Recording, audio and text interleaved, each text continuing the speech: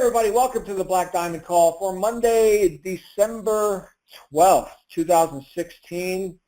John Laveni is here with you live from Salt Lake City. Just got off a plane today, running on very little sleep. I might be babbling today on this call, especially since the scheduled co-host that I had for tonight had an issue come up. He wasn't able to join us. He'll be out here again in a couple weeks. So you're going to get to hear from me tonight. And I just decided what I was going to talk about like 10 minutes ago. So it should be interesting. But here's what we do on the Black Diamond Call. We talk about how we got to the top. I typically have a co-host on here who talks about their story and the philosophies that they applied to get to the top and to become very successful in what we're all looking to do here, which is this whole top-tier direct sales space. And, of course, here with Digital Altitude, the ability to be successful is just exemplified like we've never seen before. We have broken every record in just our first 10 months, every record in this industry. So a very exciting place to be. And I do have a couple of announcements too, right from the top. Let's see here. We've got, if you are an affiliate here, we've got Payza, which is now up for members and affiliates. Okay, so this is for people who are getting paid by wire. Let's say you're an affiliate here and you're going to receive your commissions. You can go ahead and set up a Payza account as well now, and you're going to see that inside your Digital Altitude members site. So when you click on My Business, you're going to see that, and go ahead and sign up for a Payza account. And let's see, for those in the U.S. getting ACH, that's still the fastest and most affordable way. So again, Payza is going to be especially valuable for our international members, of which we have many. I know we've got members on every continent except Antarctica. Yes, and if you're on Antarctica, please let me know, because as far as I know, we have not penetrated that market because we don't speak Penguin. Okay, and secondly, another announcement, we've got an Ascend pre-event survey that was sent out, and we're going to be looking for some RSVPs. So if you've got an Ascend ticket, definitely check your inbox, check your spam folder, make sure that you've got the documents that was sent to you, because official registration will be opening soon. And that is, of course, Ascend, which is happening in Maui, March 8th through 11th. Maui, Hawaii. Any of you been to Maui? You can go ahead and put it in the chat roll. I've been to Maui, I don't know how many times, 3 or 4 times. Maui's really cool, and I know we've got some people who have been to Maui here, but Maui's really cool. They got the luau's, they got the hula dancers, they got the kalua pua'a, which is roast pork, right, which is customary to eat at luau's, and Haleakala Crater, and the beautiful beaches, snorkeling at Molokini Island. And I will tell you, the best fish dinner I've ever had was on Maui at a place called Mama's Fish House. But anyway, all of that is in store for us as we go to the Ascend event in March. So check your email on that. Now, what are we going to be talking about here tonight? Oh, right, the Black Diamond Call. Like I said, I just got off a plane, running a little low on sleep, a little bit low on food. Blood sugar is kind of low, so we're going to hear where this goes tonight. And where it's going to go is I'm going to talk with you about some stuff that I think is going to be very, very instructive for you, especially if you're a new member here looking to get traction in this whole online marketing thing that you signed up in. And so I'm going to be giving you my thoughts on things as they've occurred to me in my life and in my business. What I'm going to ask you to do is see how you can apply these ideas into your life, into your business, so you're not just here to be entertained, as entertaining as I like to believe that I am. You're here to get some mileage. And what that mileage looks like in your world as an entrepreneur is profitability. Yes, we're looking for you to make money. I'm looking for you to make money. It's one of the reasons why I am in this industry, is because I get to whatever degree assist people in creating the financial freedom which they've been desiring for themselves and their family their whole lives.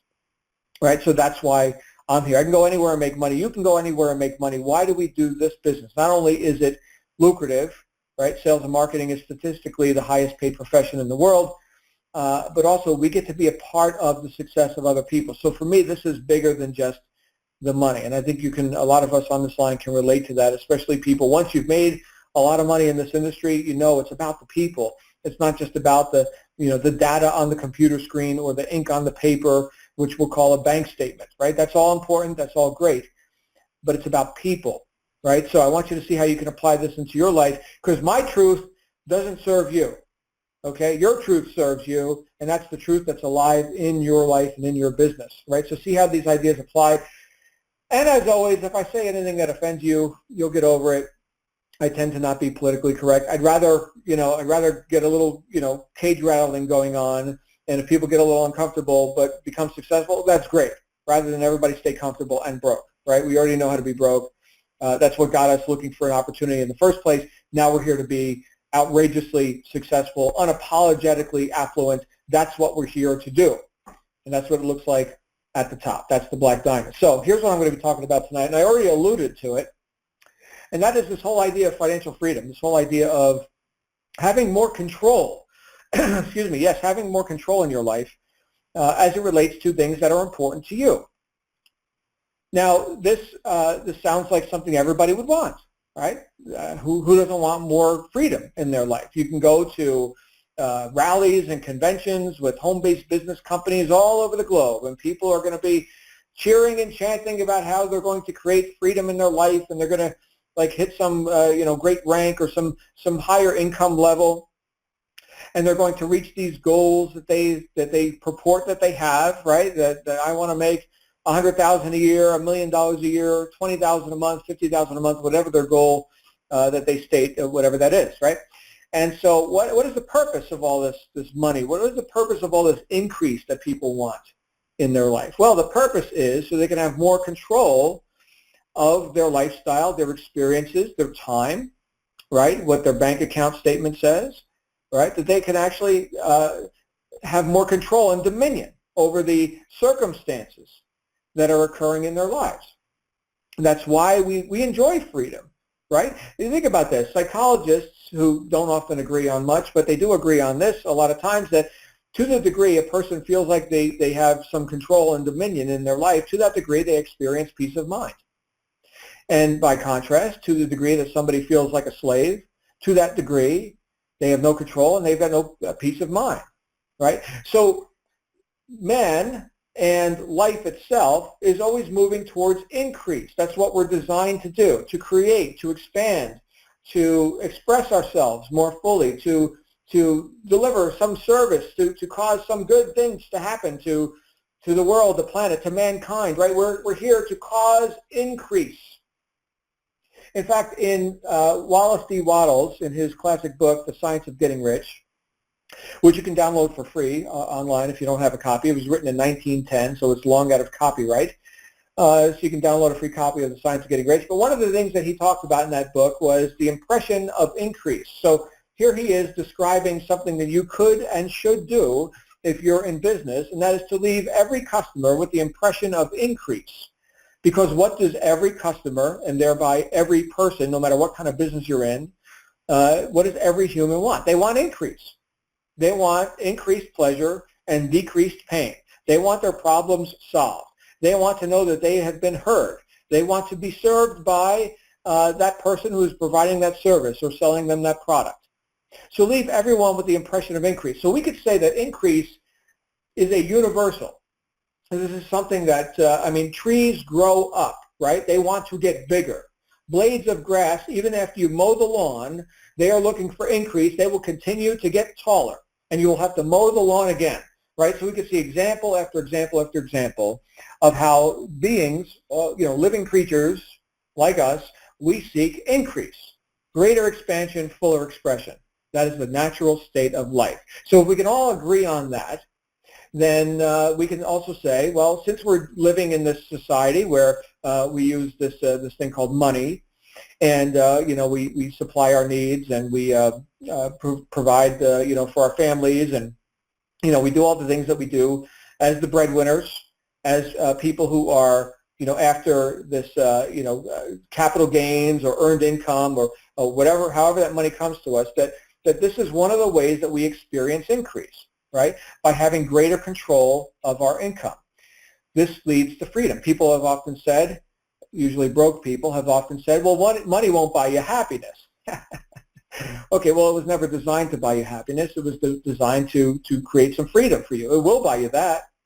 Think about it, right? If you need to work for money, then you are basically a servant of the money, and you're going and doing whatever the corporate agenda says you have to do, or the boss, or whatever. And some people, they've succumbed to that. Some people, they're going to have a job, they're going to be told what to do and how much money their time is worth, and all that. But that's not everybody here, right? That's not my audience, right? All of us, we're people who have chosen to reach for more, to reach high above mediocrity. That is why we are here. We seek greater control and freedom in our lives, and the peace of mind that comes with that.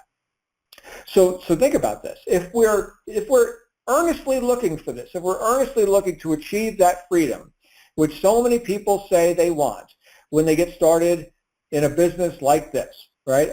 Any entrepreneurial opportunity, whether we're talking about specifically DA, or we're talking about online marketing or offline marketing, home-based business, even people that start franchises, and anything entrepreneurial, anything outside of the mold of employee, right? Something where we're going to take on an enterprise, we're going to take on greater than normal risk, right? The employee doesn't risk. We're entrepreneurs. We're going to take on greater than normal risk for the purpose of profit, for the purpose of building an enterprise or enterprises. Yes, for the purpose of having more control in our lives, which quite often means we're going to work harder at the outset, right? Now we're not just some cog in the wheel. Now we are designing the wheel, right? And in the case like what we have here, we've got other wheel designers who we've got some nice leverage from. These are experts in their respective fields. You didn't have to make the product. You didn't have to man the the technical support desk or any of this kind of stuff. So you've got some nice leverage with other experts who are manning those posts. That's very nice. Okay, but again, the purpose of all this, the reason that you got started here, is the same reason that any entrepreneur starts a business, and that is to experience greater freedom and greater dominion over their life financially and otherwise, which is, as psychologists have said, where we experience this peace of mind. So it's all about having that experience, that satisfaction of, providing the lifestyle that we have decided that we and our family deserve, and demanding it, and doing something where we take on greater risk. That's what entrepreneurship is about. You can look it up in the dictionary. That's it. That's the definition. It is a person who takes on greater than normal risk to operate a business or businesses for the purpose of financial gain. That is what an entrepreneur is. So since we've assigned that to ourselves, and since we've decided that we're going to have greater control and freedom in our life, there's something that goes along with it, which is hand in hand, inextricably woven in with you having this control that you want to have in your life. And that is the R word. It's interesting sometimes seeing people's reaction when I talk about stuff like this in seminars and workshops and stuff. Now the entrepreneurs, the true entrepreneurs, get it. They immediately get it. It's like, yeah, of course. The pretenders, the people who they're kind of looking for something to be done for them, they don't get it. Okay, but I'm about to say something which you'll either resonate with or you won't. But either way, it's the truth. And as far as I'm concerned, it's irrefutable. I've seen empirically evidence of this over and over and over again in my life, in the lives of the thousands of people who I've mentored through the years as an entrepreneur and as a person who has built entrepreneurial teams and led sales groups and all this kind of stuff. And that is the R word. The R word is responsibility. Yes, responsibility. This is the thing that the pretender or the dilettante does not want to hear. But I'm here to tell you, you can have as much wealth and freedom and abundance in your life as you are willing to take responsibility for. Yes. Control and responsibility are inextricably woven together. So you want to have more freedom in your life, that means you're going to accept more responsibility for your life and the circumstances in it. Now notice I said you're going to accept more responsibility. You're not going to take more responsibility because it was always yours. You don't need to take it. You've already got it. You're just going to accept it. So I know that's a bit of semantics, okay? But what I'm offering you is that it's not like you need to make some new decision that you're going to take responsibility. It was always yours, okay? You said you wanted this freedom in your life. You said you wanted control and greater dominion over the circumstances that you're experiencing, right? Like, for example, financial circumstances. And we would like plentiful circumstances, right? We would like increase. We've already decided that all life moves towards increase. Okay, great. So since we're alive and we're moving towards increase and we've decided that's what we're going to do and we're going to have greater freedom and flexibility and control in our life, that means we're going to have to accept the responsibility for causing it to happen. And here's where a lot of people get tripped up. Right now, and it's been going on for some time, there is a rash of irresponsibility in our planet. Yes, irresponsibility. Do it for me, right? Or something or someone or some entity, some special something outside of me, they're special. You see, I'm not special, and they've got all the answers, right? And I need to do for me.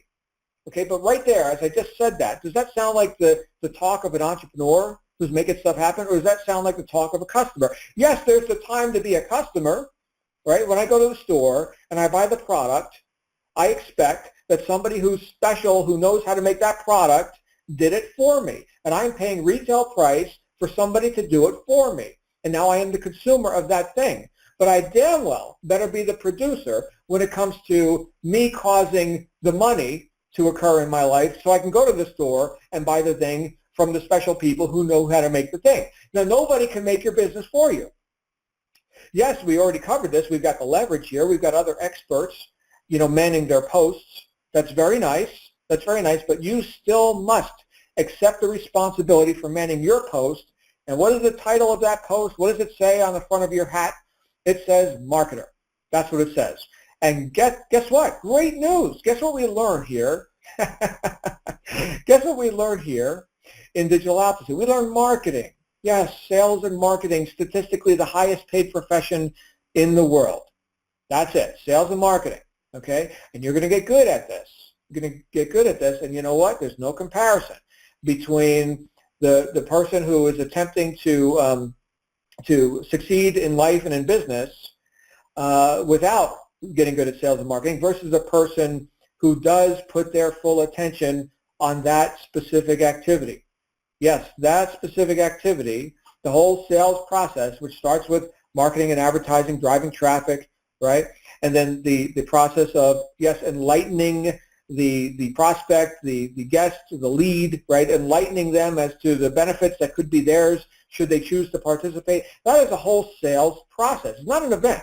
It's a process, you see? And you're going to get good at inducing that process. The marketing portion of that process is what happens on the front end, right? That is the act of going into the public and putting out the ads, impinging on their space, putting their attention on what you offer, increasing the demand for what you supply. That's the marketing aspect of the sales process, okay? And then it continues through that process to the point where a person who was prior living in ignorance, they did not know of the benefits that could be theirs, but now they've been enlightened, now they know, now they can participate. Yes, now they can transact business. They've got a reason to transact business, okay? That is the sales process. It is a process, literally, of enlightenment, okay? So you're going to take responsibility. I'm sorry, you're going to, I told you I was tired, you're going to accept responsibility for causing that process to happen more fully in your life and in the lives of others. Yes, you are going to induce others to make decisions that they have not previously made up to this point, right? As evidenced by their current circumstances. Because all circumstances are the results of the decisions we made before. Everything that you're experiencing in your life now is a result of what you decided in the past, what you did or did not do in the past. And yes, if we want more control and freedom in our life, we're going to have to accept more responsibility for the circumstances in our life. But you might say, John, I had no control over these circumstances. Oh, hold on a second there. That's the irresponsibility we're talking about.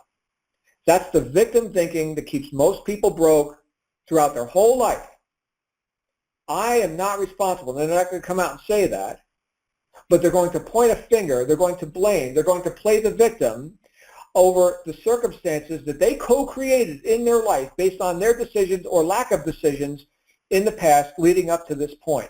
And I'm telling you, my friends, when I broke through that irresponsibility, yes, when I got out of victim thinking and some of it's very subtle, very subtle. All these little blames. Anytime that I'm assigning someone else or something outside of me as the cause for my experiences, for my circumstances, as soon as I've done that, I've given up control, and I've said, I'm not responsible. I am a victim. You're responsible, and I've therefore said, you're in control. Do you see this? Like I said before, control, freedom, right? Responsibility, it's all inextricably woven together. You have to accept the responsibility for your circumstances or for having co-created them. Yes, part of life is things that happen to you, but a big part of life, the bigger part, is how you react and respond to those things that happen to you. And you could see readily, I'm sure you know people in your life who just seem to, all the problems of life seem to befall upon them. They just attract, they're a crap magnet, okay? That's just, what's that about? Well, anybody who's been through at least 11 steps of the Aspire system, you got to see a little bit about what has been called the law of attraction, right? It's kind of like tuning into a radio frequency and experiencing whatever music is playing on that radio frequency, right? Now, of course, there's many radio stations playing right now wherever you happen to be. You can turn on a transistor radio and you can hear one of those radio stations, and it's whichever one that you tuned into that frequency. If you change the frequency, you get to hear a different music program, right? Or news or whatever is playing on that frequency. But they all exist right now in the air all around you. They're all right here, right now. But you get to experience one. It's the one that you're tuned into. So you see how personal responsibility and putting yourself on a different frequency, we can say this is like the frequency of success, right? This is the whole law of attraction thing. You can see how you taking responsibility for your own thoughts, feelings, and actions will start to shape your circumstances. This is right out of As a Man Thinketh by James Allen, written in 1902, by the way, also out of copyright. That book should sell for $20,000. It's actually a little booklet.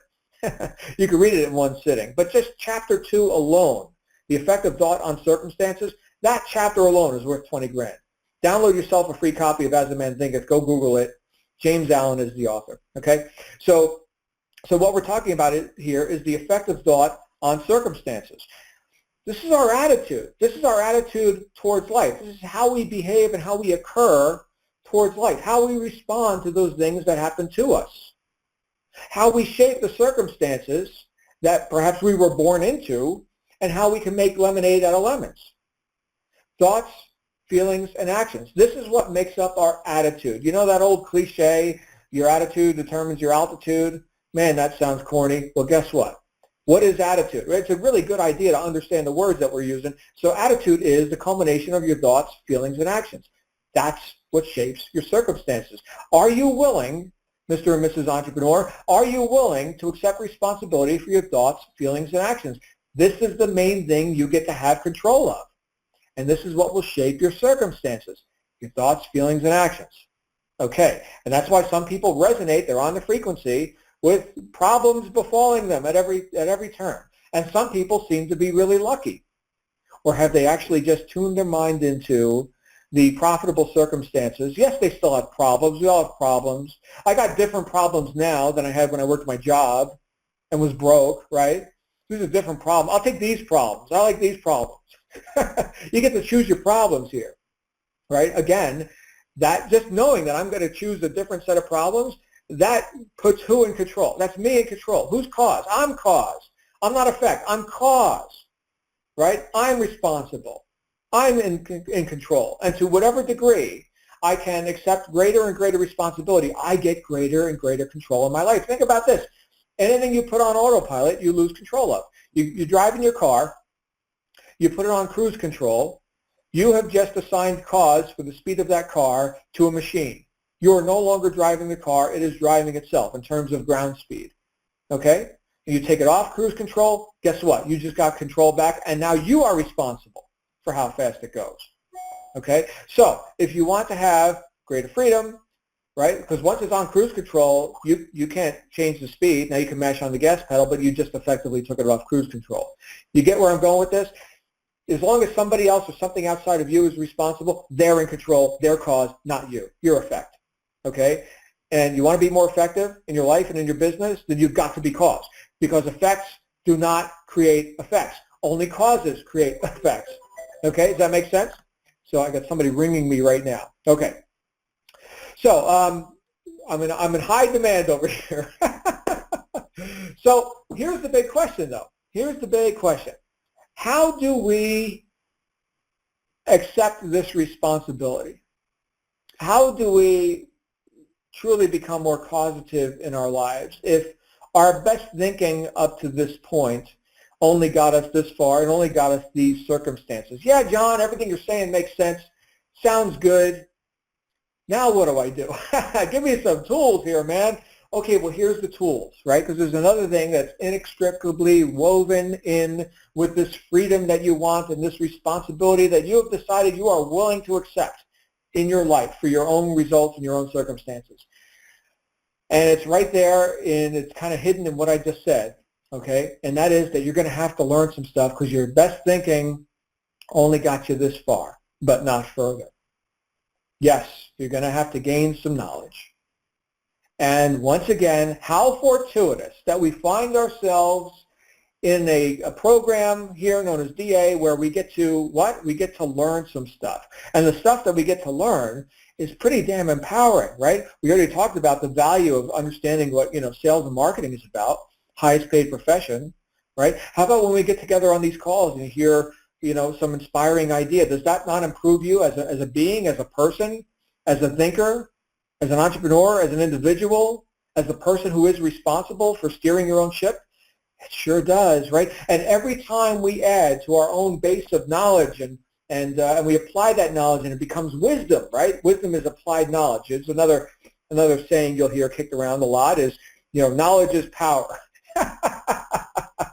No, it's not. Applied knowledge is power. That's called wisdom, right?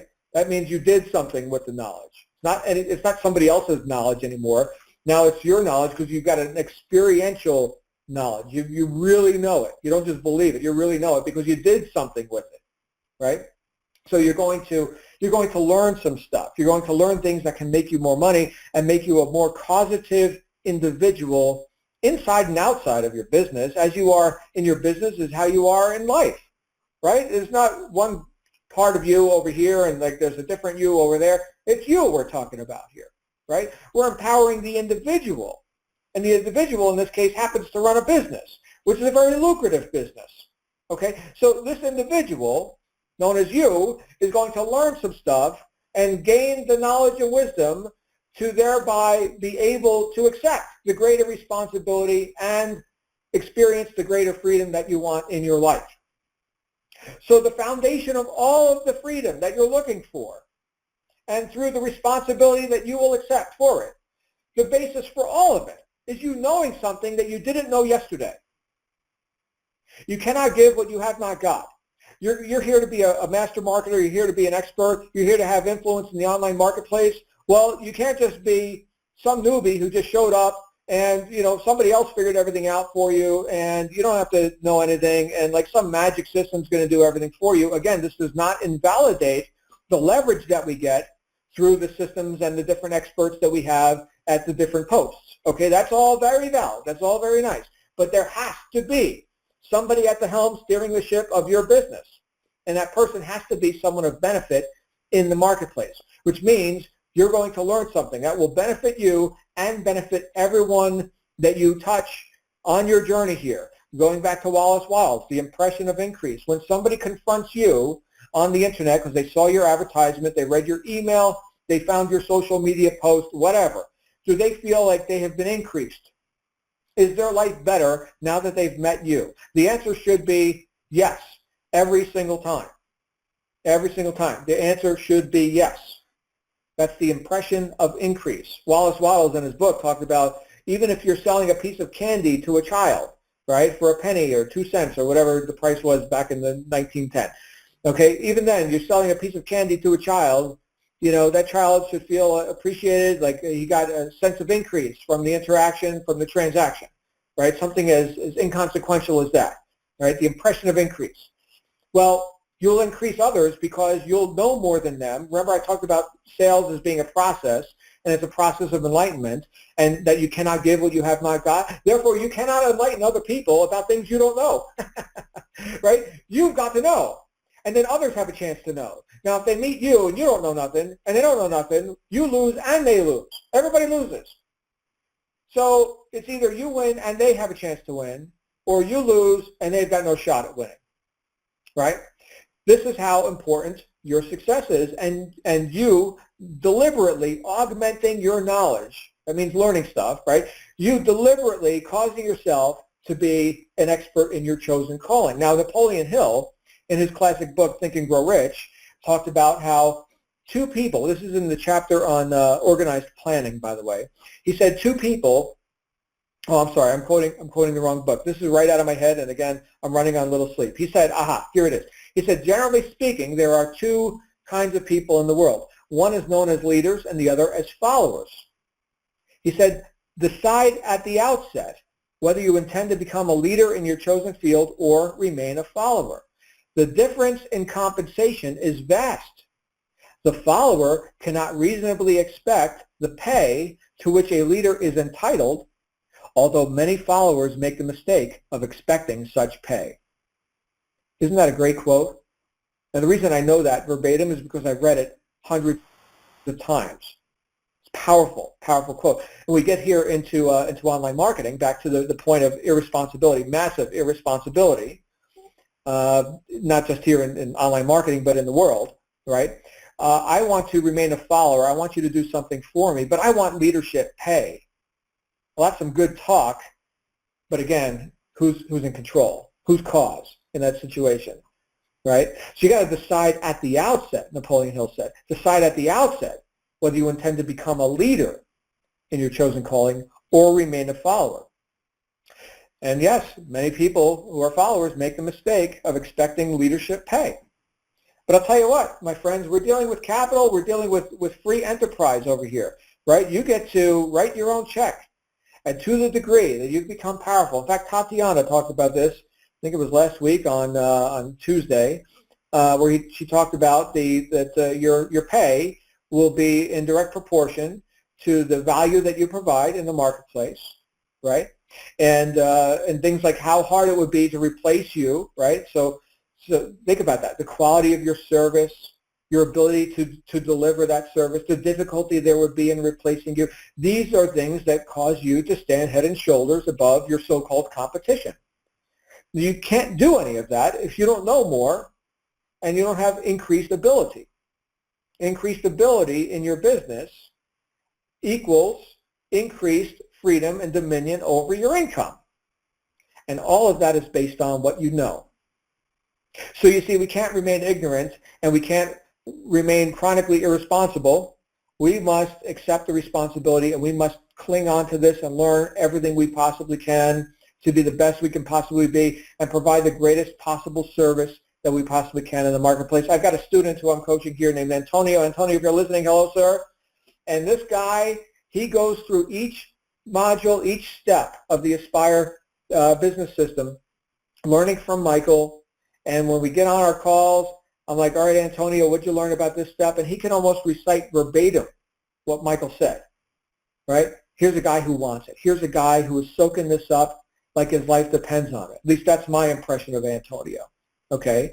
And I can tell you that when I got started in this industry, I was soaking it up like my life depended on it, right? Especially when I put tens of thousands of dollars into a business, which I damn well better make it work now. You see, that's accepting responsibility, that's taking control, right? And that's now learning things as if my life depends on it so I can execute. Yes. So it's not just me consuming, hey, great, here's some money, let me buy the products. That's fine. That's only half the story, though, right? Now I got to go not just inflow, now I've got to outflow, not just receive benefits of the products, but now put forth benefits into the marketplace and, yes, collect profit. That's what we're talking about, right? So all this is based on your ability to get the job done. There you go, right? Now, when it comes to learning stuff, here we are in some ways like learning a new language, right? I mean, if you were already good at sales and marketing, you'd already be writing your own check, right? So nobody came here because they were rolling in a pile of cash in their living room and they already knew everything about doing sales and marketing, right? Otherwise, you would have never joined this deal. You've arrived already. You're already satisfied with your results, right? I don't know too many people who get started in top-tier direct sales because they're looking for a hobby. I've got hobbies. They don't make me money. Hobbies cost money, right? Businesses make money. That's what they're designed to do, right? Even people who make money at things that other people call a hobby, they've become professionals in those hobbies, right? Professional golfers get paid to golf. The rest of us pay to golf, right? So that's the difference between a hobby and a profession, okay? That's the difference between a pro and an amateur. So we got to learn some stuff, like I said, but it's kind of Greek to a lot of people. It's kind of like a new language. We've never heard this before. Some of you on here right now, perhaps you're new to this whole conversation. This is your first Black Diamond call or something. You just got started yesterday. Welcome, welcome. Glad you're here. Okay, but this is like, you've never heard anybody talk like this John Lavinia guy before. Nobody talks like this at your job. Nobody dares say things like, you know, we've got massive irresponsibility and victimhood in society. Can you believe how politically incorrect? Well, like I said before, I'd rather help you be successful and, you know, get a little uncomfortable than, you know, just be comfy and stay broke, right? I mean, that's not why I do what I do. So, you know, here we've got a different conversation going on. You're going to get into marketing. You're going to be learning a different language, right? Hey, what's the CPC on that ad campaign? What the hell is he talking about, right?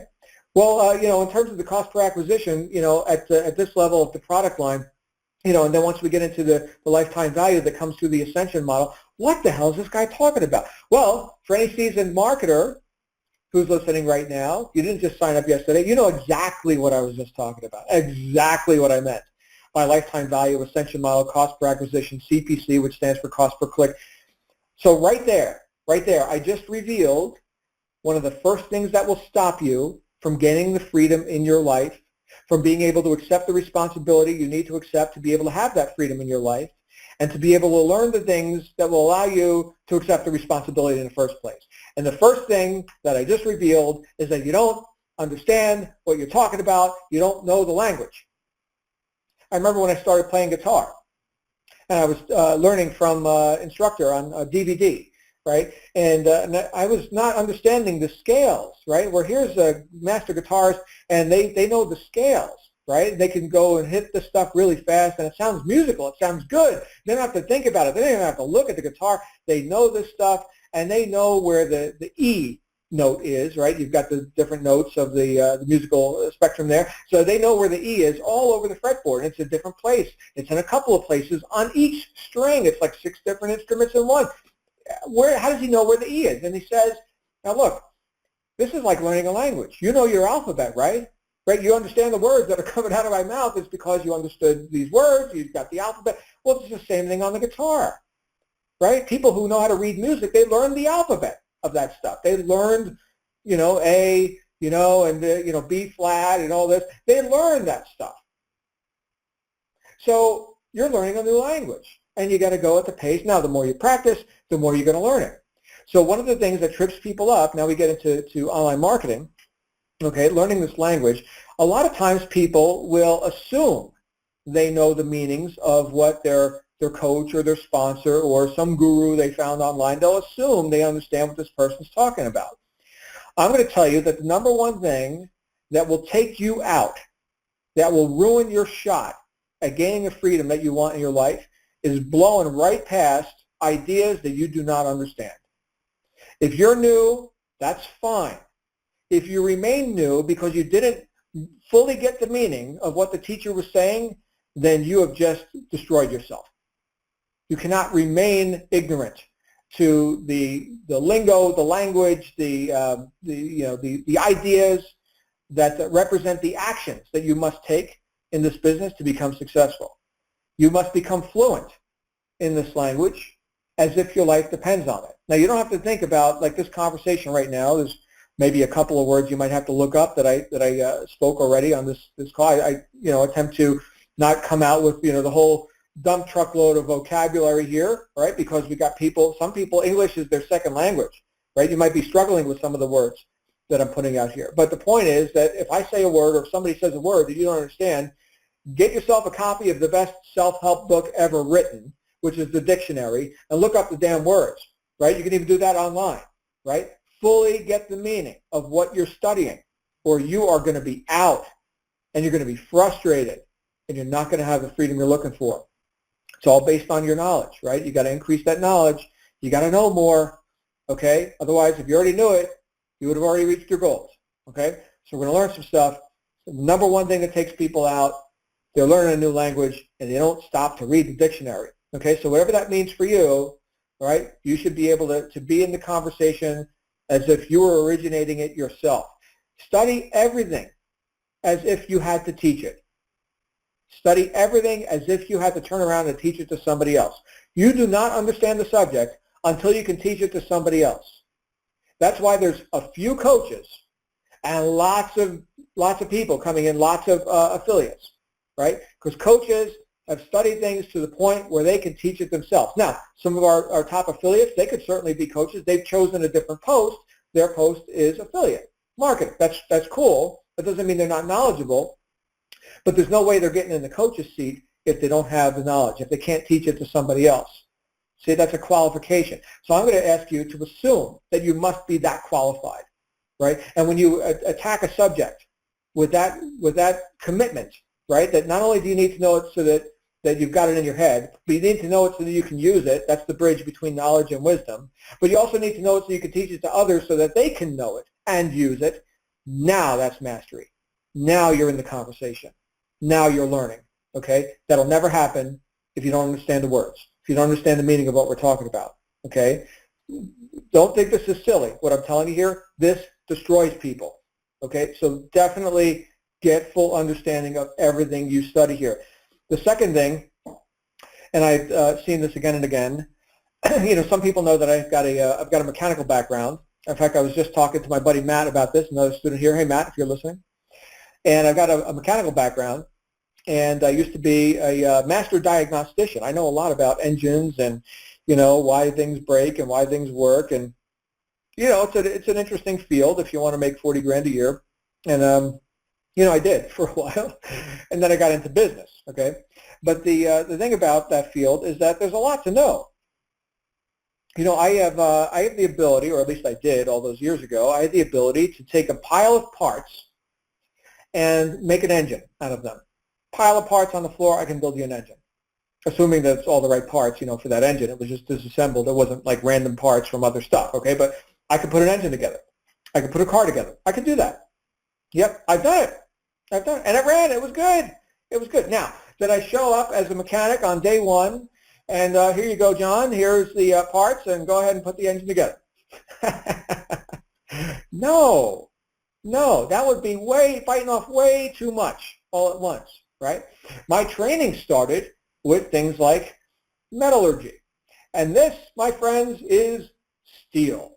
This is iron. It's softer than steel. You can bend it. This is aluminum. It heats up at a different rate than the steel. And you see, these are all different kinds of metals that you're going to be confronting as you start to do this mechanical work. So let's look at the metals, right? Let's see what these metals are. Can you tell me what kind of metal this is, John? Oh, well, this is aluminum. Very good. Can you tell me, Bob, you know what this metal is? Oh, this is case-hardened steel. Ah, that's correct, right? So now we get into things like, what do we make out of these metals? Oh, well, we make nuts and bolts, right? So you see, this is a gradient that we're walking up here. Very basic at first, right? But you would never get to make the engine if you didn't first understand, you know, that the steel nut goes into the bolt, and, you know, actually the bolt would go into the nut. Again, I'm running out a little sleep here. And, you know, the reason why we use aluminum for that part is because it heats up differently than the steel, right? So, and it's lighter, right? So we would have never gotten to the point where here's a pile of parts on the floor, make me an engine. We would have never gotten to that point had we not first understood here's how nuts and bolts work, and here's what they're made out of. Am I making a point? The point is that there's a gradient to learning. And sometimes we come into business like this and we see the spectacular story of the testimonial. Somebody just made $1 million. Hey, that's spectacular. They didn't just show up yesterday. And so a lot of times people have this false expectation of that they should be further along than they are. And this whole idea of getting frustrated or discouraged, right? Because they're still learning the language. They're still learning what nuts and bolts are, and they think they should be at the top of the mountain already. Okay? You got to give yourself a break. And again, you've got to make sure that you've mastered things on the lower portion of the mountain. I'll use Michael Force's analogy here of the mountain, right? We've got digital altitude. We're climbing up the mountain. We're gaining altitude. Well, you can't rise unless you've already left the base camp, right? So first you got to experience the base camp. Okay, you got to have the hot cocoa or whatever they're making at the base camp, and then you grab your can of chili and you start climbing. Right, you're rising now, and you ascend and peak and apex, right? So you get higher and higher on the gradient. Ultimately, you're at the top. Same thing. This is the black diamond call, right? So what is a black diamond? The black diamond is an expert level ski run. I live in Utah, so I'm very familiar with this, right? And so I got my snowboard, and here's the green trails. They're called the bunny trails. They're for learners, right? And children and adults as well who have never skied or snowboarded before. They're on the green trails, and it's a very mild gradient. Very slow, very mild. They're going to fall down. They'll stand right back up. Okay, once you've done that, there's intermediate. Those are blue, right? If you look at a ski trail map, you'll see that they're blue, right? Those are the blue trails. That's intermediate. It's a little bit more of a gradient, right? You get to go a little faster, right? Maybe even hit a jump here and there. Okay, great. And then you got the black diamond. Okay, the black diamond is steep gradient, fast, expert level. Then you've also got double black diamond, which is for full-blown like pro or suicidal person or whatever, So I personally, I stay off double blacks, okay? I like black diamonds. I don't like double blacks. They're usually full of bumps and moguls, and you got to be like, and I'm on a snowboard, which is not fun on moguls. But anyway, you get the point. You don't show up for ski lessons on day one, and they take you to the double black diamond. No, okay? So proper gradient. Okay, so that's the next thing that you'll find is going to stop people is when they're biting off too much all at once and they don't have the basics yet and they're trying to build the whole damn engine. They're still figuring out what nuts and bolts are. Okay, so go at the pace that serves you. Go quickly, but do not attempt to bite off too much all at once. And when it comes to marketing, what does that look like? Well, that looks like mastering one or two methods at a time. Right? Ones that you're most inclined to enjoy doing. Now, a lot of people, they start with like solo ads, solo advertising. You can master that pretty much in a day because all you got to do is make sure you know what your link is and, pay the advertiser to publish your ad via the email list and you're going to get the clicks. It's pretty much done for you. There's not a whole lot you need to master. Sure, you need to vet, who the providers are. You don't want to get ripped off, right? There's a lot of riffraff that goes on in the online marketing world. But as far as the act of doing solo advertising, as an advertiser yourself, not as a publisher, right, not as a provider, but as the customer, it's pretty much done for you, right? So that would be one paid method, and you can kind of see what works and scale up what does. Oh, I like that provider. I like that kind of traffic. I like this squeeze page, right? Maybe you don't even know what a squeeze page is, right? So maybe that's one of the things you're going to master is what is a squeeze page and how do I make one, right? Now, on the free advertising side, maybe we're going to get into a social media forum, right, like Facebook or Instagram or Twitter or YouTube videos or whatever you want to do. Notice I said or, not and, right? Too steep a gradient. So we're going to pick one. Pick one. You like it? Do it a few times. See if you like it. If you like it, great. Do more of that. You don't like it? Go try a different one. Okay? But don't try and be all things to all people all at once. Okay? So that's the second thing I want to make sure you know about creating this expanded knowledge that's going to allow you to be more responsible and therefore have more freedom and control in your life.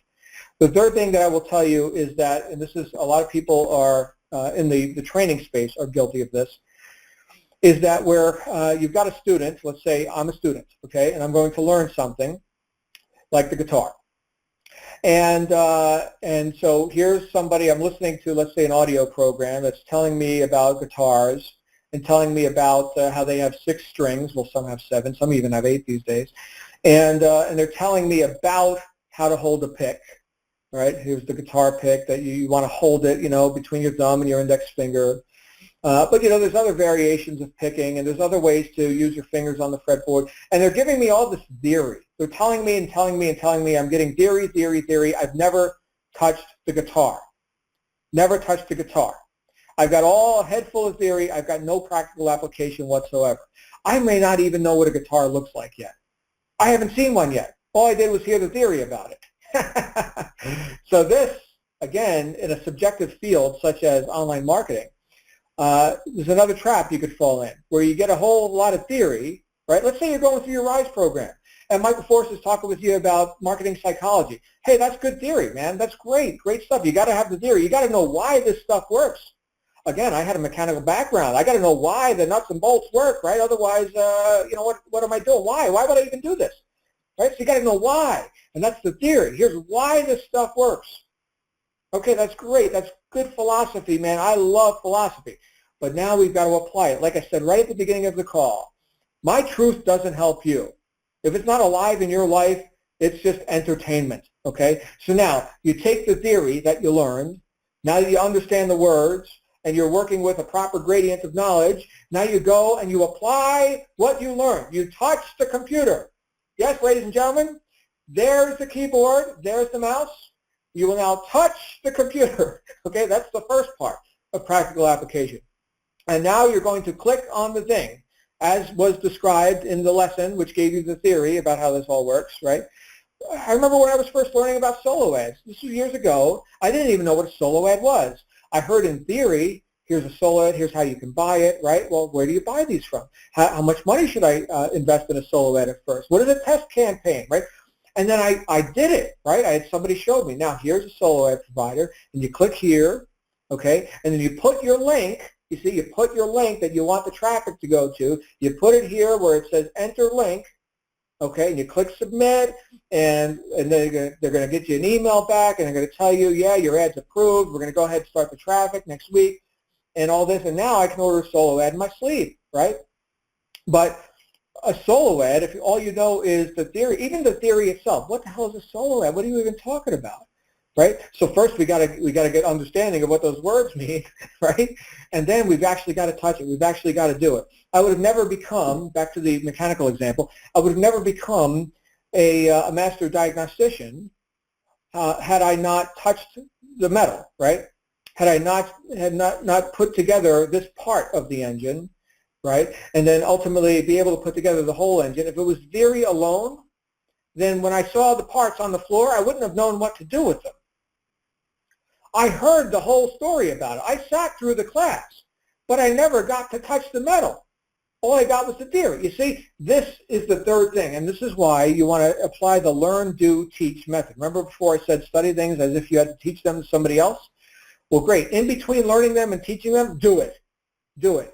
And if you get stopped in part of the doingness of it, then go back to the theory and see what didn't you understand about this theory. You missed something. You missed some words. You didn't understand the language. Or the teacher was incompetent, one or the other. Okay? But still, if you're not understanding how to apply that information, and if you're not able to apply it practically, right, pragmatically, using your hands, right, not just your brain, well then you've got to disconnect. You've got to disconnect. And this is where people just load themselves down with theory, and now they're going to go out there and be like an online marketing guru or something because they're going to regurgitate some theory. And we live, my friends, in the age of misinformation, the blind leading the blind, okay? So you're very, very fortunate to be here in this environment here where, hey, I'm just not motivated to pretend to be an expert at things that I'm not, right? Now, when it comes to personal development and success philosophy and things like that, I've been studying this stuff for 30 years. I'm a friggin' authority in this area. I am an authority. Now, when it comes to the nuances of, social media marketing, I am not the authority, okay? Great news for everybody here who at least has the RISE program. You also get access to Social Media Marketing University. Guess what those people are? They're authorities, right? If they want advice on philosophy, they'll come to me, man. I know that stuff. If I want advice on Facebook, I'll go to them. You see? So we've got a lot of people, not here in this community, but just in the world in general, running their mouths about their opinions, which aren't even valid. The blind leading the blind. So stick with your mentors, your coaches, your people who you've been exposed to in this community, which has broken every record in the direct sales industry just in our first 10 months. Something's working here, my friends. Cling to this. Learn it to the point where you can demonstrate it. You can do it. You can apply it practically, not just in theory, but apply it practically. And the first time you apply it, you're just applying it to see if you know how to do it. The next couple of times you're applying it to see if you like it. Or if you want to move on to something else, like, I don't like this Facebook thing, I'm going to go do Twitter or something. Okay, fine. right? But you don't even have a qualified opinion about whether or not you like a method until you've done it a few times. First few times just to learn how to do it, right? Because the theory alone didn't teach you. It's the practical application. And then once you've done that a few times, then you can have an opinion about it. And your opinion will be worth something to yourself and to anybody else.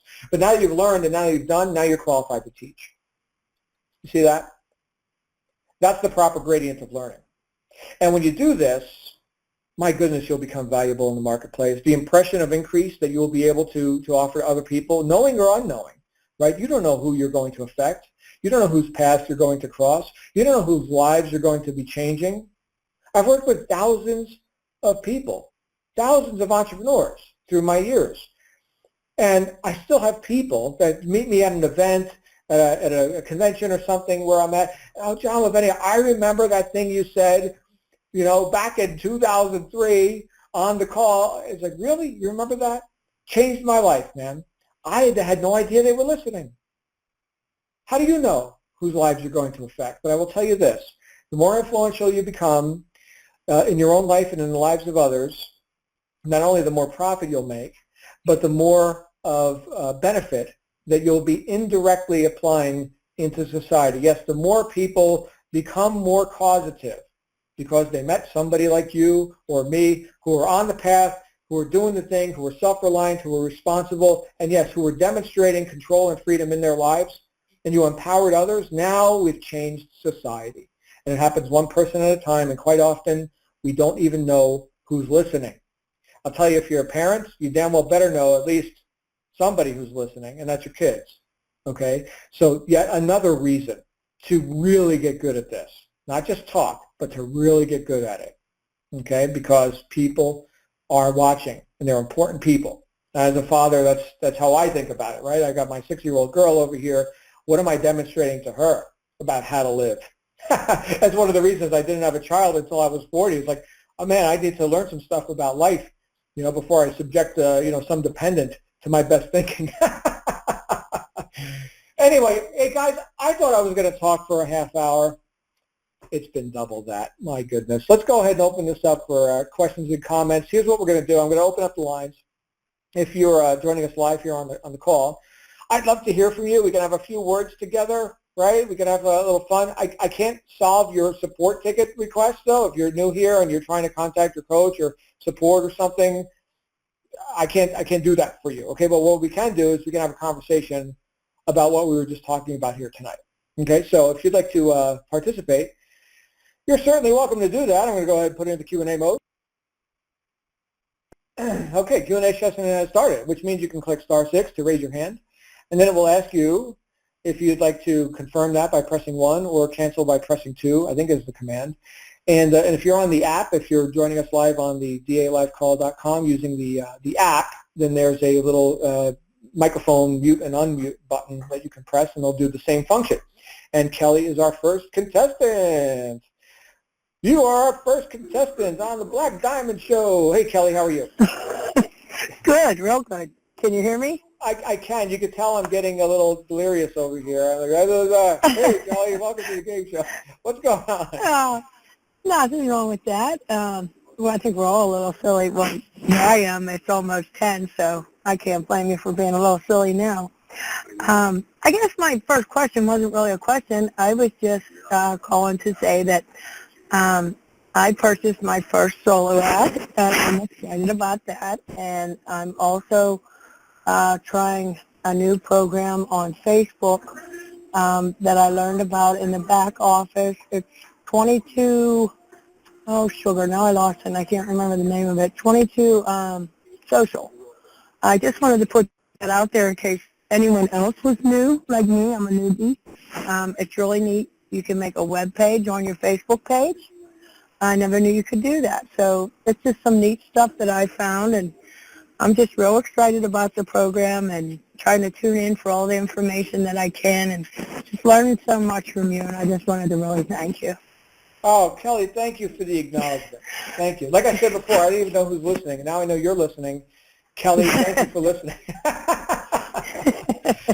That's great. Welcome to the team. Kelly, I'll look forward to seeing you in Maui in a few months. Absolutely. I'm definitely going to be there. I'm so stoked. Awesome stuff. I think it's just going to be great to meet everybody, for real in person, put faces to the names, and I think it's just going to be fabulous. Fantastic. Thanks again, Kelly. Thanks for getting us started. We'll go to our next caller, which is Augusto Duke, or is it Duke Augusto? Either one. Hello, sir. Hey, how you doing? Doing good. Is it Augusto or Duke? It's Duke. Hey, Duke. I had your last name first. How you doing tonight? I'm doing all right, man. I just wanted to share something about what you was talking about. The other day I was, I go through the emails that I read from Michael Force, and from those of you that don't know, they just put up, like a new blog site where they share a lot of different strategies on building your business and personal development stuff. So I've just been following that on top of what I've already been doing. And one of the things that had stood out to me, I was on the train the other day and I was looking at it, and talked about commitment, right? The commitment, just to relate to what you were saying. And he talked about the famous Japanese swordsman, Miyamoto Musashi, right? And for those of you who don't know who he is, he was a famous Japanese swordsman. He had about 60-something one-on-one duels, killed every single one of his opponents. He's never lost. And one of the things that he said was, if you master one thing, you master 10,000. So what did he mean by that? And he meant that he didn't try to master swordsmanship, calligraphy, and painting all at the same time. He wound up mastering swordsmanship first and then naturally mastered painting and calligraphy.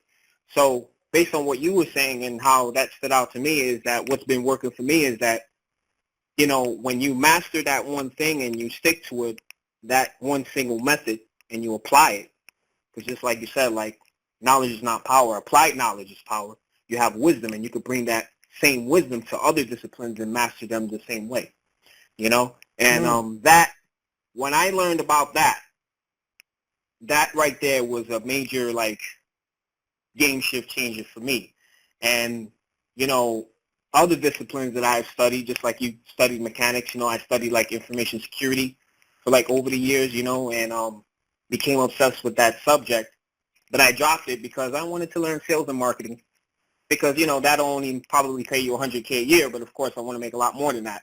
Mm-hmm. But, when just to touch on that, when I started with information security and how it relates to business, a lot of people get into that field and they automatically want to know, how to, what are the latest strategies to break into, systems and unsecure networks, and they don't want to start with the basics.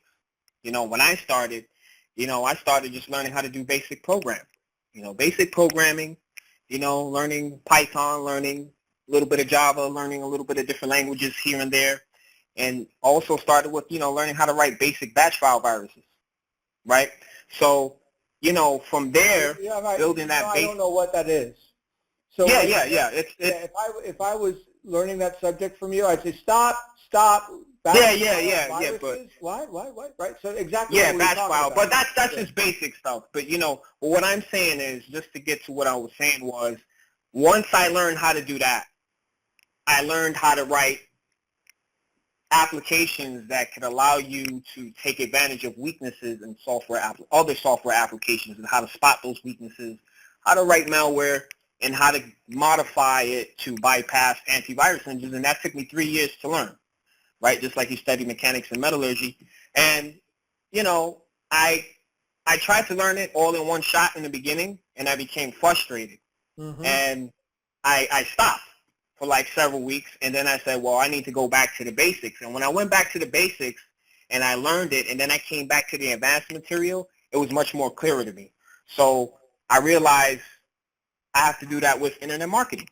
I have to start from, you have to start from the basics, learn the material, get fluent in the fundamentals, and then as you study the advanced stuff, it'll become clearer to you, and you'll be able to become more fluent and become more of a leader and authority in what you do.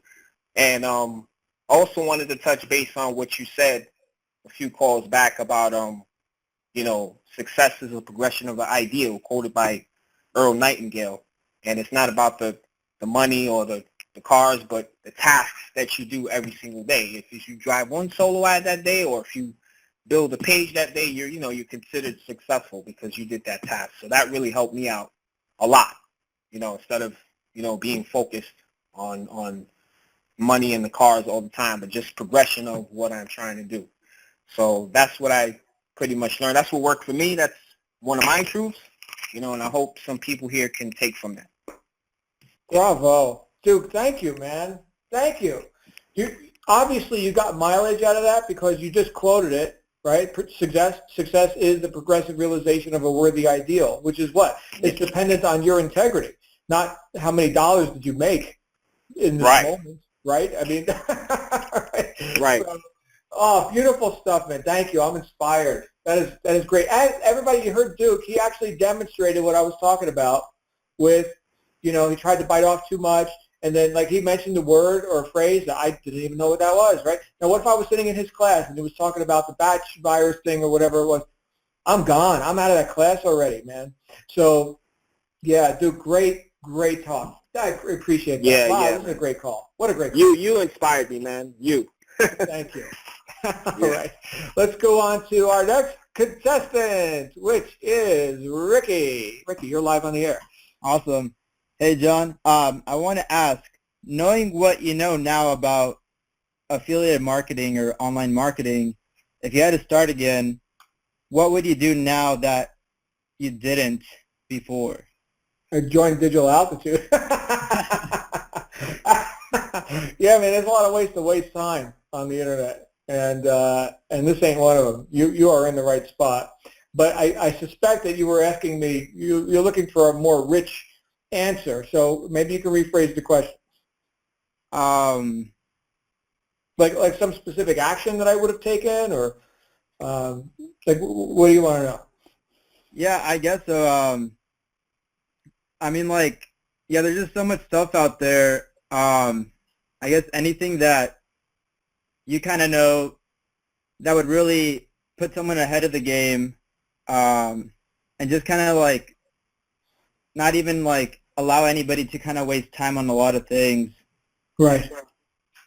Yeah. Well, here's what's coming up for me, Ricky. I've got a lot of experience in sales and marketing, and some of that experience was not terribly fruitful, and that's because I didn't know enough. I had to learn some stuff, but also in my case, I was attempting to work with things that were not profitable and that I wasn't passionate about.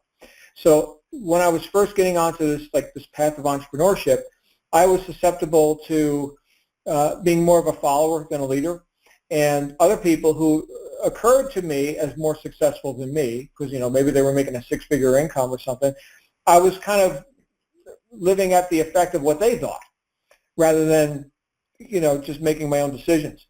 So I had to I had to learn some stuff to be, I think, even qualified to do my own due diligence, because at first nobody's qualified. It's funny too, Ricky, when you hear people sometimes, they say, well, I need to go do my due diligence on this opportunity, and yet they've never made money in an opportunity like this before, so they're not even qualified for due diligence. Like, their opinion doesn't really mean anything. Hopefully they find somebody trustworthy, right, like somebody here who can go ahead and give them a real opportunity, right, because they don't even know what they're looking at. But that was the main thing for me, is that I was attempting to fit myself into a mold that was based on what other people thought I should be doing.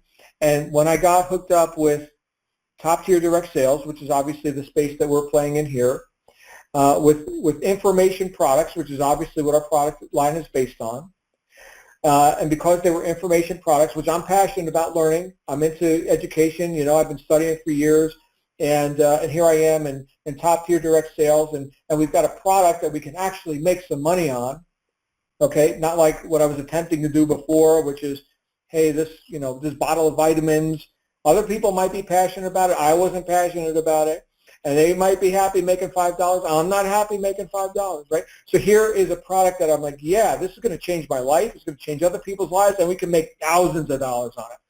Sign me up for that. Right? And so when I got into top-tier direct sales, everything changed for me because, again, this is just my personal experience. It's because it was a product I could be passionate about and something we could make some real money on. It was significant. It was relevant. It wasn't just like, oh, by the way, here's a product, so we can do business. Does that help, Ricky? I don't know if that's what you're asking, but that's Yeah, what's it coming up. definitely helps. I have one more. I mean, like, I'm going to, like, the marketing events and all that. I noticed myself kind of going through some kind of hubs or blogs, just trying to get information. Do you recommend free information or paid information? Because I know some of the people that write it, it's, again, in theory, and, you know, they're not exactly in the shoes to be talking a lot of this info. And then there's some people that obviously are doing it, and they're the leaders, and that's kind of where I'm heading to when I do my research. Right. There's I find a lot of stuff that I can pay like $20 or so for them to kind of update me, but, like, do you think that's even necessary, or? I'm not sure exactly what you're referring to, although I can tell you that you've got everything you need here with DA. Okay. In terms of, like, how-to training, and I mean, my goodness, we got an Ascend event coming up. We had a marketing mastery event a couple months ago. We've got the RISE program. We've got Social Media Marketing University. You got the On the Rise trainings. You got the traffic coach trainings that happen every week. If you're Ascend or above, you also get a private traffic coach. Of course, you got a scale up or a senior coach, you know, as you're going through the higher steps of Aspire.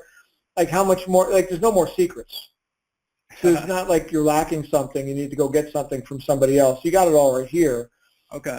And then as far as, like, the evaluation of the workability of some teaching, you just got to try it on. Now, in my field, as a guy who's, you know, an author, and I've read lots of books, you know, prior to writing my own book, I got to the point where I transitioned from just accepting everything I read to trying it on in my life to see about separating, you know, the wheat from the chaff.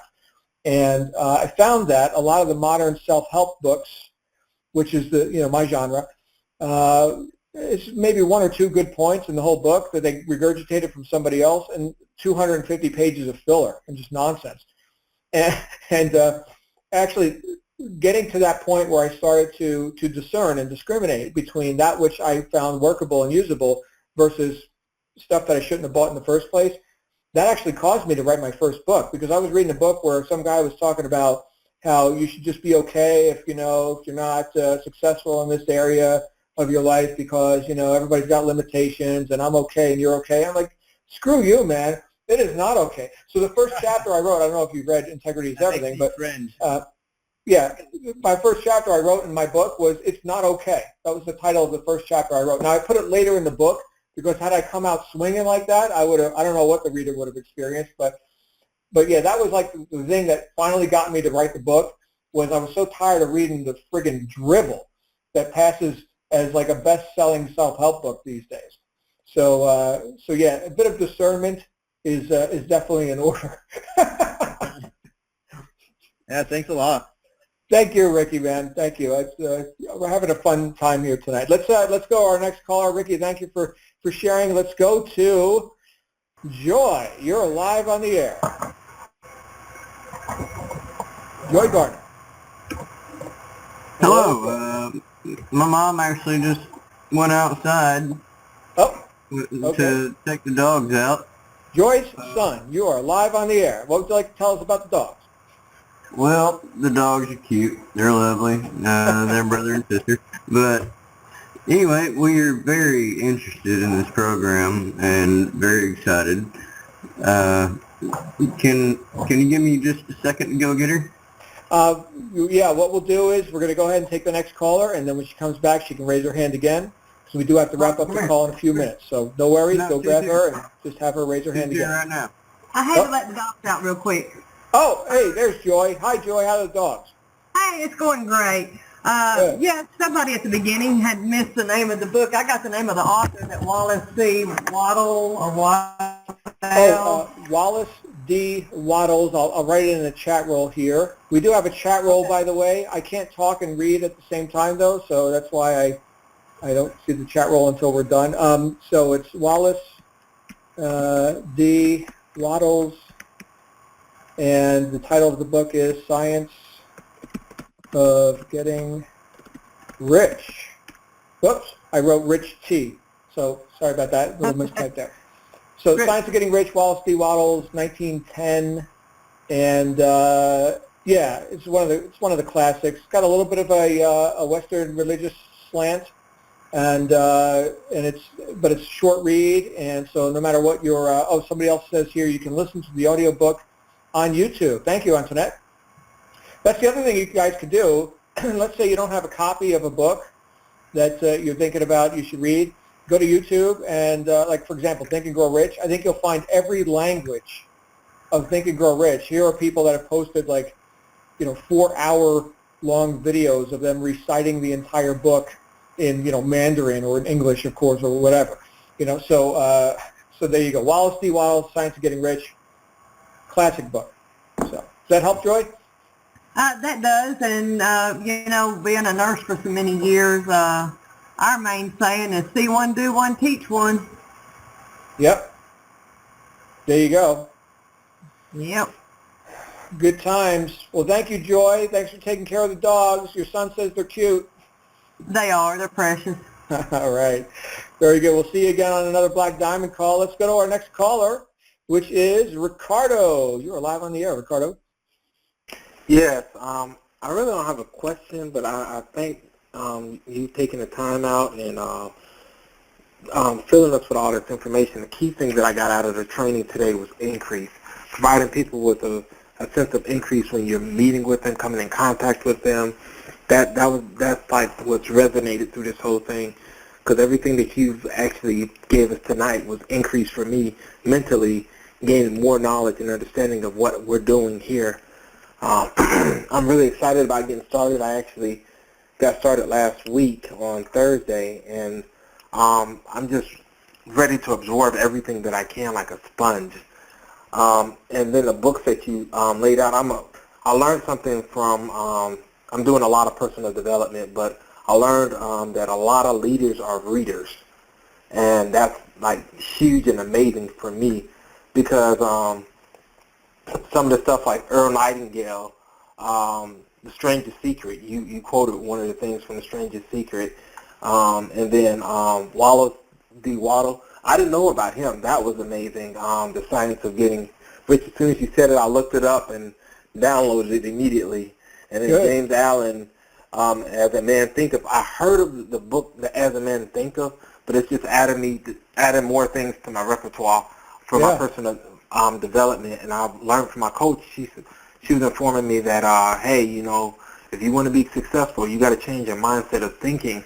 And it's hard for me to go to a 9-to-5 every day and knowing people are thinking like, it's kind of, I feel like we're kind of like in the Matrix. We've all been woken up. Everybody's on this call. We're not like everybody else. Everybody's sleep still, living a 9-to-5, and that's what they believe life is like. But everybody that's on this call has been awoken. We took the blue pill and said, hey, the red pill, and decided, hey, we're going to take that jump, that leap into a faith, into something different, and think differently. And this has really been amazing, because I understand, like you said, you're not going to learn this overnight. This is not a sprint. This is a marathon race, and that as you continue to learn from this, you're chomping off and absorbing everything as you can.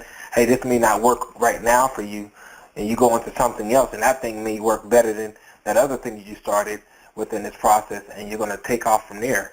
And that's what I like about this. This is not just one set niche that you got to go, you got to do it this way, and this is the way it's going to be done, and they're going to keep trying to make a square peg go into a round hole. It's not going to work for some people. And I like that about this. Yeah, well, marketing is necessary in any enterprise, right? So that's the universal applicability of what we've got here with Digital Altitude. And how fortunate for us, we've got an extremely lucrative product line. So right there's your primary offer. But let's say, Ricardo, you become a master marketer and you've made millions of dollars, and then what? Let's say you go write a book, right? Now you've got a list. Now you've got thousands of people that want to buy your book. Yeah. Right? Yes, I like and that. Now maybe you've got your course, your mastermind, your, I don't know, maybe you want to start a dog thing or something from our last caller, right? And now you got people that know you and they got dogs. I mean, there's marketing just is ubiquitous, man. It's like everywhere you go, there it is. So anyway, thank you, Ricardo. Great feedback, and really appreciate you being here and participating tonight. Thanks, Sam, again. All right. Right on. We got 3 more callers before I fall off my chair. And our next caller is it Manga or Rupali? Yeah, Rupali. Rupali, how are you? I'm good. How are you? Good. Good, great. So I won't keep this. I'll keep this pretty short because I know it's late. I just really wanted to just share my opinion and just give you feedback. First of all, really appreciate you jumping on these calls. It's making a difference. And just really quickly, kind of my background. So I was in corporate for 10 plus years, and about 2 years ago, I, started really kind of dreaming, if that's the way to put it. What are the other possibilities out there? And over the last 2 years, I failed a lot. I started businesses, didn't work out, and long story short, about like 6-7 months ago, I started really, really focusing on myself and my inner, desires and aspirations and my passions and stuff. And, it's just, the whole point is that law of attraction, right, is when you really start wanting something and you think about it day and night, it starts coming true. And what happened was, because I had been wanting to quit my job for a long time, my company literally like 3 weeks after I started that process gave me the opportunity and gave me a financial package. And then like a month and a half later, I came across digital altitude. So the point of this is that like once I started focusing on what I really want in life, what my passions are, and what I want to do, what my purpose for living is, and I started writing about it every day and thinking about it, literally within like 2 to 3 months, things started unfolding for me. So, this whole notion of really putting it out there into the universe and really attracting those things in your life, it really works. At least it has for me. And just always keeping that positive mindset. And so now I'm an Apex member. I'm actually brand new to online marketing, but I said, you know what? I'm not going to half-ass it. I'm just going to go right in. And Bravo, Rupali. Congratulations. So I burned the boats, but, I'm committed to it. So here I am. But thank you so much for all the inspiration you provide every day. Really appreciate it. Oh, thank you, Rupali. Everybody, that's Rupali. She is full Apex. She's brand new. Bravo. I can't wait to see you in Maui. Make sure that you come and shake my hand in person. There's going to be hundreds and hundreds of people at this first Ascend event, and I intend to meet every single one. So definitely, I will see you there. Definitely. Thank you. All right. And we got 2 more callers. And our next contestant is DeAndre. Hello, how you doing? Doing good, man. How are you? I'm doing well. I just have a quick question. Where would you recommend going to learn more about email marketing, on like what to say as far as when you're sending out your letters to your leads? Yep. I would go into your Digital Altitude members site, and I would click on the nav bar where it says TV, and then I would go to the training calls archive. And in there you'll find recordings of live webinars as presented by Samith Pish from Perth, Australia, who hosts our On the Rise show on Wednesday nights. You'll also find recordings from the traffic coaches for the different traffic and lead generation and list cultivation methods, as they taught them as well. So that's in the TV menu under the training calls archive. Which is constantly growing. In fact, this Wednesday, it'll grow again by at least 1 more episode of On the Rise, right? So that's all in there, and you got a few different personalities. Like, for example, Samith usually has a co-host, just like I usually have a co-host on this call, who brings a different angle, right, a different method, and they're actually sharing their screen and showing you what they do. And I know for a fact that there's a couple of episodes that address email marketing directly already in there. So go check those out. Awesome. Okay. Very good. You got it, DeAndre. Thank you for being here. And here's our last caller for the night, whose name I don't know, but you're in the 620 area code. You're live on the air. Hi, my name is Eli, and when Hi, I'm Eli. listening, I'm sorry I'm out of breath. I always listen to everything when I'm at the gym. Oh, good for you. Thanks. I try. but your call tonight, it was weird because I was talking with my husband. I have a friend that she is a ML company, someone who provides like healthcare or weight loss program and stuff like this, and she was telling me how she was $1,500 away from her sales, and I go, well, what's your highest ticketed item? And she goes, well, each package is $500. I go, so you were only 3 sales away from making your goal, and how long of a period of time do you have to do that? She said, well, we have to meet that mark every month. And I said, okay, well, if you're only 3 sales away, you know, what is it that you're doing wrong? And she goes, well, I don't really know. I just, this happens or that happens. And I just kept thinking, it's like, you can make those goals. And I was listening to the call with Alfredo, and so I was telling her, like, you know, I was listening to this great entrepreneur on this conference call, and this is how he sets up his Facebook accounts, and this is how he gets teams in, and, you know, how to treat everyone as an equal on one, and then on the other is for people who are really committed, and so he gives them more to learn from, or he secludes them to where he can benefit them or cater to them more so versus people who are kind of just seeing what it's like. And I said, you know, this is something that you could probably use. And she instantly got pissed.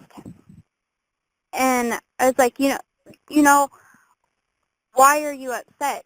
She goes, well, it'll work itself out. And I go, no, it won't. It's not going to work unless you make it work. You're not going to get the sales unless you make those sales. And there's a lot of people like that. And when you're talking about, you know, you can't teach what you don't know. And it's the same thing as for people, they'll invest money. And they go, yeah, sure, I'm serious because I paid you $2,000. You know, this is what I want. But then they don't do anything. And they just expect it to happen. And like people say, you know, well, I'm doing what I can. I don't want to work this many hours, though, or I don't want to work full time, or, you know, I want to spend more time with my family, this or that, but they're not financially stable to even do that. And so they go, well, I'll pray about it. Okay, sure, but whoever you believe in, whatever God you believe in, it's only going to meet you halfway. You have to do the work. And so people just expect a lot of something for a lot of nothing. And it's the same thing that applies to, you can't teach what you don't know, but you have to want to know. You have to want to teach. And so I guess I don't really have a question. I was just kind of collaborating on what you were saying, and it just hit the nail on the head tonight when I was discussing with my husband. It's like, people like that drive me crazy. They only want a halfway-ass commit, which isn't really committing. And they want to be a part of something so big, but they're not really a part of it. And so I guess my biggest thing is, don't make excuses. Make a move. You know, just like you said, learn something and then do it and then teach it. And that's how you have value versus someone who, sure, you know, I'll become a part of this company, or sure, I want to sell jewelry or makeup or whatever it may be, but then they just expect these people to come to them because now they have something to provide. Well, it doesn't work like that. That's great, Eli. Yeah, you know, a couple things. Most people, and look, this is not to disparage the whole, you know, industry of, you know, multi-level marketing, or, you know, people who identify as network marketers. I'll just tell you that having been around that industry for as long as I have, that most people who identify as network marketers can't define the word marketing. So yet again, we need to consult the dictionary. What is your job? Your job is to reach into the public, impinge on their space, put their attention on that which you offer in order to increase the demand for what you have a supply. That's what marketing is. Ask any network marketer for that definition, and you're going to get a deer in headlights. Now, some of them know what they're doing, and they make millions. You see, there's not a whole lot of competition out there. It's like I referred to before, where Tatiana was quoting Bob Proctor last Tuesday, where your income is determined by the need for what you do, your ability to do it, and the difficulty there would be in replacing you. There's very few professionals. Just like in golf, there's very few professionals. A whole lot of amateurs playing golf. Okay, the other thing that you said reminded me of a quote, and it's one of my favorites, and that is, half measures avail us nothing, right? So when we think about that, you got to go after success like your life depends on it. We heard from Rupali before, who's like, yeah, I'm going to be an entrepreneur. What's this deal? Oh, it's Apex? Great, sign me up for that, right? No turning back, no turning back. That is the kind of necessity, right? The burning of the boats, that whole resolve, that's what we're talking about. That's what gets the job done. And at least in my life. Now, maybe other people have had a more casual approach to success. I've never had a casual approach to success. Because for me, half measures availed me nothing. I had to go after it like my life depended on it. And some interesting things happen in your resolve and in your mindset when you've made commitments that are beyond just being reasonable. Yes, when we get unreasonable, that's when we make progress. When we do something beyond the comfort zone, so to speak. So I think you're seeing that, and you're seeing the opposite in contrast. You're seeing that contrast in in the world of I'll just say pseudo-entrepreneurship. And again, I'm not here to be critical. There are as many paths as there are people to take them, and who am I to dictate to someone else, right? That's not my place. I can just tell you this is what works for me. And I approach business like it's a full-on assault. So, and that seems to work. I haven't worked a job since 2002. Something's working here, Eli. You're in the right place. Yep. Thanks for being here, my friend. And with that, we're going to wrap. Thank you. Oh, my pleasure. My pleasure. Thank you so much. And with that, we are going to wrap up Q&A. And we're going to wrap up the Black Diamond Call. Thank you, my friends, for joining us. Next week, I've got somebody really cool on the schedule. You're going to really enjoy that. In fact, we got somebody cool on the schedule every week, even if it's just me flying solo. Yeah, that's cool too. But I'm tired. I got to make a couple more calls. I've got students waiting for me, so I'm going to go ahead and get with them. And everybody, thank you again for participating. Join us tomorrow morning for the wake-up call. It's Tuesday tomorrow, so Tatiana Tuesday. We'll see everybody there. Make it a great night. You absolutely deserve it, and we'll see you there. Bye for now.